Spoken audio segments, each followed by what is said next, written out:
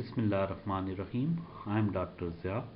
I welcome all of you from the MMK Hub for the second lecture of stomach, that is the gastric physiology.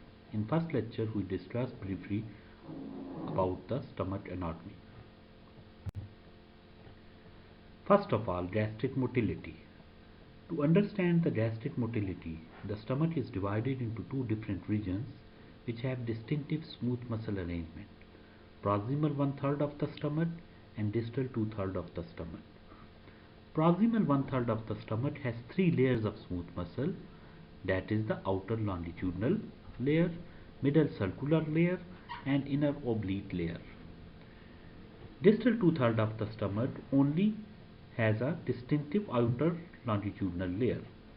Gastric smooth muscle ends at the pylorus. A septum of the connective tissue marks the change from the pylorus to the duodenum. In proximal 1/3 of the stomach, it have prolonged and tonic gastric contractions and no action potentials or pace setters are generated. So there is no peristaltic movement in the proximal 1/3 of the stomach. While in the distal 2/3 of the stomach, gastric smooth muscle exhibit myoelectric activity based on a highly irregular pattern called the slow waves. Slow waves set at a maximum rate at which the contractions can occur, that is the 3 contractions per minute. They do not cause the contractions, they cause propulsive movements resulting in the emptying of the stomach content, which is called crying. In this diagram, you can notice that in case of slow waves, membrane depolarization occurs, but it doesn't reach the threshold potential level to generate the action potential. So, gastric slow waves cause the propulsive movements, but no contractile movements which are resulted from the action potentials. Major function of the gastric motility is to serve as a reservoir, to break down the food particles into smaller particles and mix the food with the gastric secretion, and then to empty the gastric contents into the duodenum at a controlled rate. Receptive relaxation of the stomach. During the chewing and swallowing food, the stimulation of food to the receptors in the mouth, pharynx and esophagus reflexively causes the smooth muscles of the fundus of the stomach and the body of the stomach to get relaxed. This process allows the stomach to accommodate a large amount of the food and fluid, and this process is mediated by the vagus nerve. Soon the proximal contractile activity increases, eventually leading to the compressive movements of the gastric contents from the fundus of the stomach to the antral region.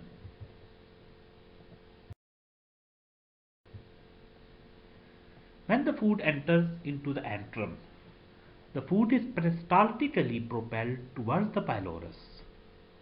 But the pylorus closes before the antral contraction. This coordination of the collier of the pylorus before the antral contraction allows the small bolus of the liquid and food particles to pass, but the main bulk of the gastric contents undergoes the retropulsion back into the antrum, so that it is further broken down into the smaller pieces and mixed with the gastric secretion. In next phase, there is the churning action in the stomach, in the antrum of the stomach, that mixes the ingested food particles, gastric acid and pepsin. Overall, liquids are empty more quickly than the solids, and liquid empty exponentially. Solid endure this lag period or antral contraction and empties linearly. This gives solids more time to broken down into smaller pieces and that help in digestion of these contents. In general, proximal stomach is the dominant force in determining the liquid emptying based on the gastroduodenal pressure gradient generated by the proximal gastric contraction, while the distal stomach is postulated as controlling emptying of the solids through its grinding and peristaltic actions. Control of the gastric motility. Gastric motility is controlled by the vasovagal reflex leading to the fundal relaxation and myenteric plexus which lead to the slow waves and contraction. Third is the parasympathetic and gastrin which increases the contraction force and frequency, and last is the sympathetic which decreases the contraction force and frequency. These are the regulatory mechanisms for the control of the gastric motility. Control of gastric emptying is also regulated by various reflexes or hormones present in the duodenum and jejunum which has the inhibitory effects. That are, inhibitory reflexes can be direct or indirect. Direct is mediated by the myenteric plexus and indirect is mediated via the extrinsic nerve. Then the neural reflexes stimulated by the distension, irritation, acidity, high osmolarity, protein and fats. Fats and acids also stimulate the release of the humoral factors which reduce the gastric emptying. For example, cholecystokinin CCK release is stimulated by fats while the secretin release is stimulated by the acids.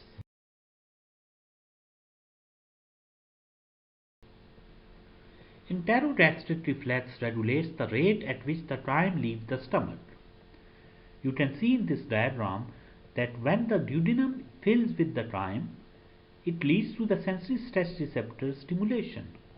And on the stimulation of the sensory stress receptor in the duodenum, there are the sensory nerve impulses that travel to the central nervous system and cause the stimulation of the vagus nerve.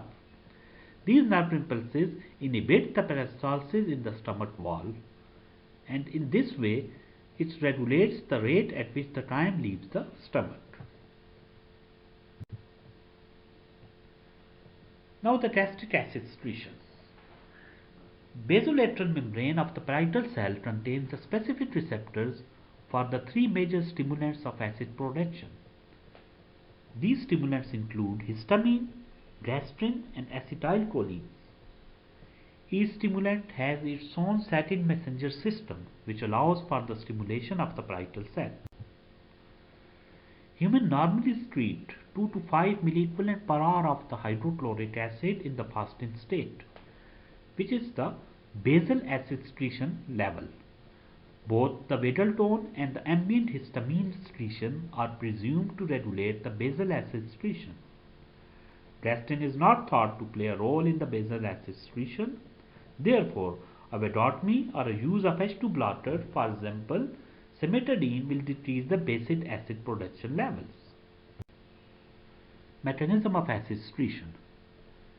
As a first step, you notice inside the parietal cell, the water molecule is cleaved to form the hydroxyl ion and the hydrogen ion.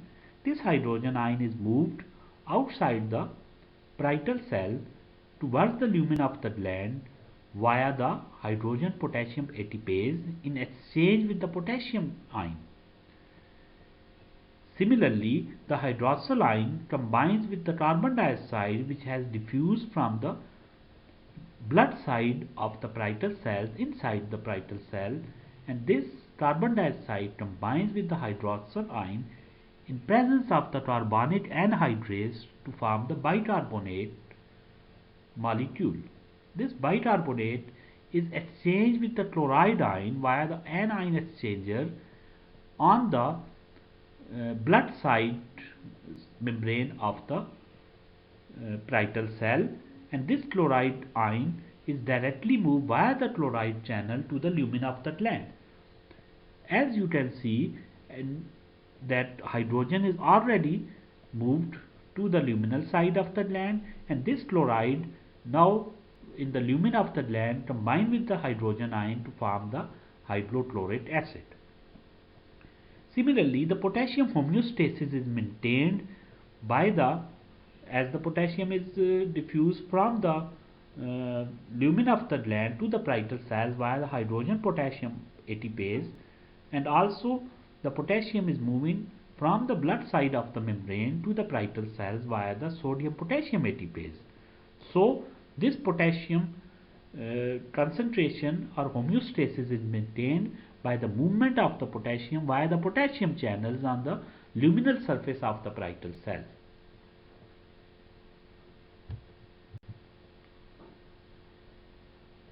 Stimulated acid secretion begins with the cephalic phase. Cephalic phase, when there is the thought, sight or smell of the food, it stimulates the gastric acid secretion. It is mediated by the vagal stimulation, and vagal discharge directs the cholinergic mechanism for the stimulation. So, the anticholinergic drugs, for example, the atropine, can inhibit the cholinergic mechanism for the stimulation of the hydrochloric acid. Similarly, vagal discharge inhibits the release of the somatostatin, and vagal effects inhibit the tonic inhibition that is provided by the somatostatin. Second phase is the gastric phase. When the food enters into the stomach, the gastric phase begins. The following are responsible for the stimulation of acid secretion: presence of the partially hydrolyzed food constituents and the gastric distension. Gastrin is the most important mediator of the gastric phase. Gastric phase ends when the enteral mucosa is exposed to the acid, or when the luminal pH is less than 2 in the antrum.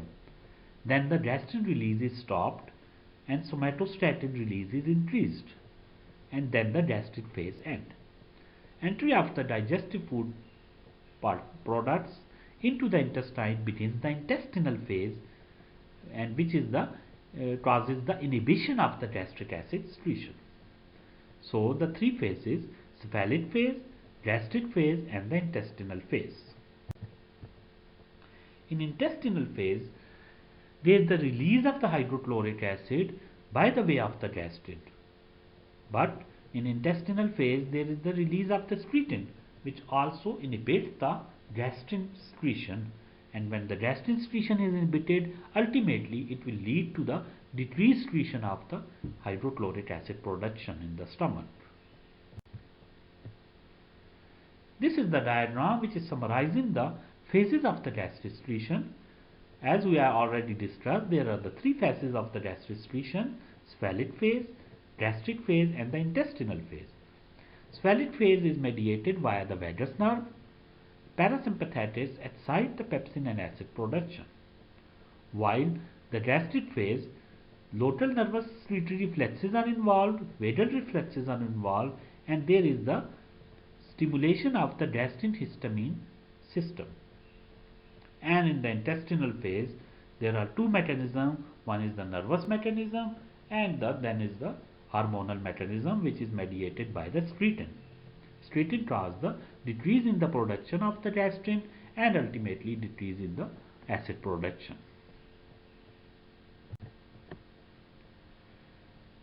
Control of the acid secretion is also regulated by some humoral factors, which include the histamine, prostaglandin E2, acetylcholine and gastrin. In these, the histamine, acetylcholine and gastrin are stimulatory, while the prostaglandin E2 is inhibitory for the gastric acid secretion. This is the table which is summarizing the gastric glands and their secretion. You can see that the mucosal net cells cause the release of the mucus or the bicarbonate. Mucus causes the tonic secretion, increased with the irritation of the mucosa, and its function is it serves as a barrier between the lumen and the gastric epithelium, while the bicarbonate is secreted with the mucus and it buffers the gastric acid to prevent the damage to the gastric epithelium. In the parietal cell, two substances are secreted. One is the hydrochloric acid, which is called the gastric acid, and second is the intrinsic factor. Their stimulus for their release include the acetylcholine, gastrin and histamine, as we already noticed in the previous slides, and these cause the activation of the pepsin, which kills the bacteria. and intrinsic factor causes the complex formation with the vitamin B12 to permit its absorption. So, if the intrinsic factor is deficient, vitamin B12 absorption will be affected. Third is the enterochromaffin-like cells which release the histamine. These are stimulated by the acetylcholine and the gastrin, which causes the stimulation of the gastric acid secretion. Fourth one are the chief cells. Chief cells are related to the release of the pepsin or pepsinogen and the gastric lipase. These are also stimulated by the acetylcholine acid and the secretin. And these pepsin help in the digestion of the protein, while the gastric lipase helps in the digestion of the fats. Then the D cells. D cells cause the release of the somatostatin, which is stimulated by the presence of the acid in the stomach, and it inhibits the gastric acid secretion. G cells are related to the secretion of the gastrin, and gastrin secretion is stimulated by the acetylcholine, peptides and the amino acids, and it causes the stimulation of the gastric acid secretion. Now we will discuss different chemicals treated by the gastric glands one by one. Pepsin. Pepsin is secreted from the gastric chief cells. It contributes to the overall coordination of the digestive process. The main function of the pepsin is to initiate the protein digestion. Partially hydrolyzed protein by pepsin are important signals for the release of the gastrin and cholecystokinin. Intrinsic factor is secreted by the parietal cells or axanthic cells. Its main function is to absorb the cobalamin, which is vitamin B12, from the ileal mucosa and then transport it to the liver. Secretion of the intrinsic factor is similar to the acid secretion, and it is also stimulated by the acetylcholine, histamine and gastrin like the hydrochloric acid. Bicarbonate is secreted from the gastric mucosal cells. Theory behind bicarbonate secretion is that bicarbonate function is to maintain a neutral pH at the mucosal surface of the gastric mucosa. Even if the pH is acidic in the lumen, cholinergic agonist, vagal nerve stimulation have been shown to increase the gastric bicarbonate production. You can recognize here that at the mucosal level the pH is maintained at approximately 7, while the pH at the same time inside the lumen of the stomach is approximately 2. That this is the function of the bicarbonate, that it is a chemical barrier that neutralizes the acid action on the surface of the mucosa. Gastrin. Most important stimulus for the gastrin release is a meal. Amino acids that result from the proteolysis, fat and carbohydrates are not stimuli for the gastrin secretion. Gastrin distension that occurs from a meal will stimulate the cholinergic neurons, thereby causing the release of the gastrin. And gastrin then cause the release of the hydrochloric acid from the parietal cells. Once the gastric distension diminishes, vasointestinal peptide containing neuron are activated, causing the stimulation of the somatostatin, thus attenuating the gastrin secretion. Overall, a luminal pH more than 3 will potentiate the gastrin release, whereas a pH in the lumen of less than 3 will inhibit the release of the gastrin. Next is the somatostatin. Like the gastrin, somatostatin plays an integral role in the gastric physiology. It is also used for important therapeutic applications in the treatment of the digestive diseases.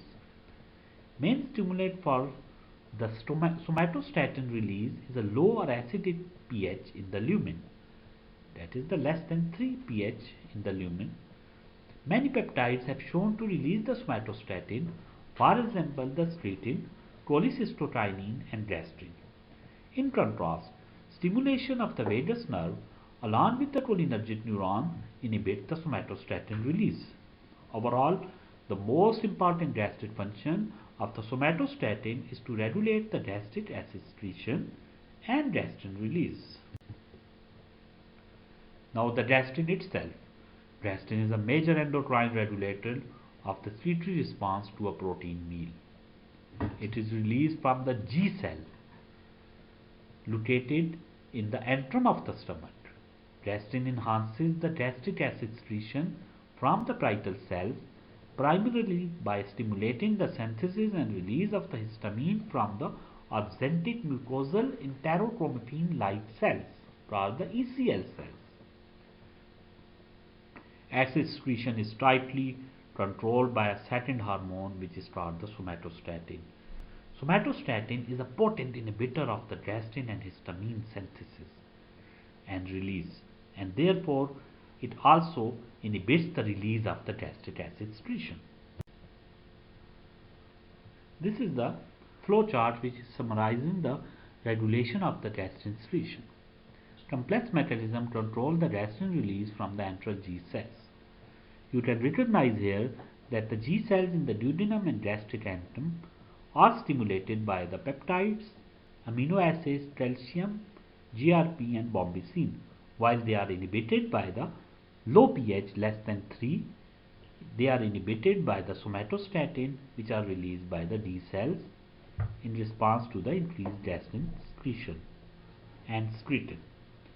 When the G cells are stimulated, they cause the release of the gastrin, which has a stimulatory effect on the enterochromaffin light cells and cause the release of the histamine.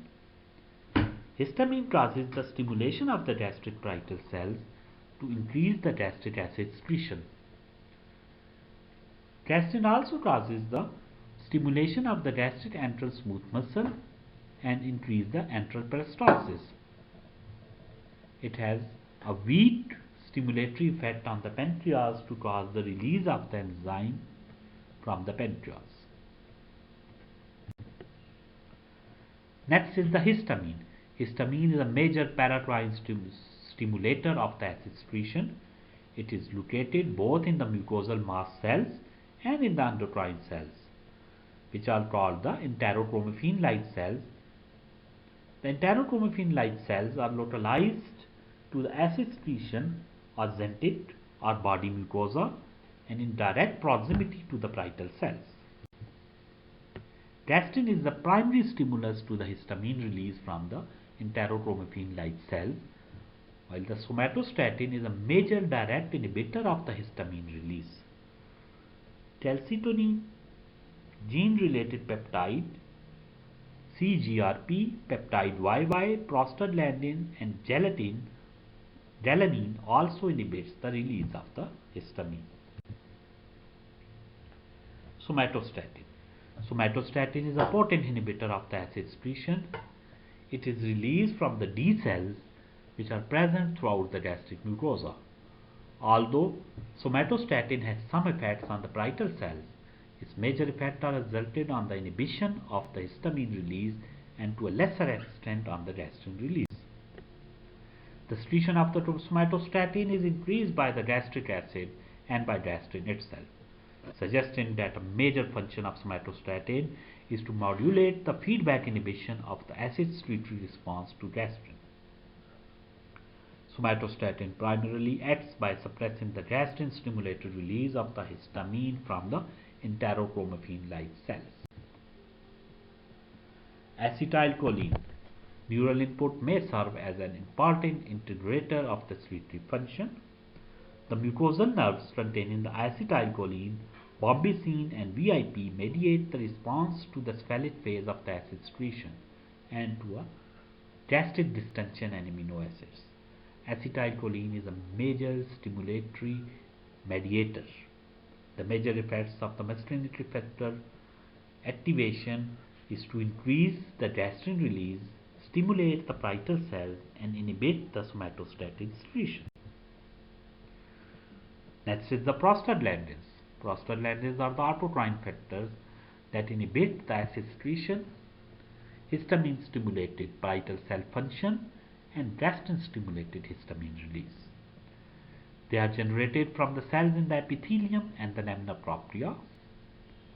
Macrophages and capillary endothelial cells appear to be the primary source of prostaglandin.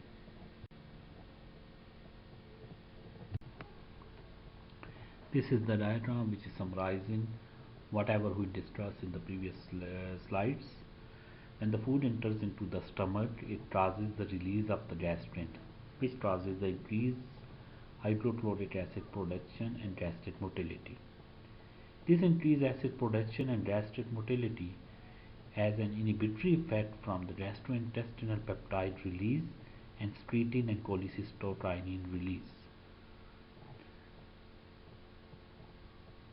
Similarly, chyme in the duodenum causes the release of the bile secretion and ejection from the gallbladder, which helps in the digestion of the food.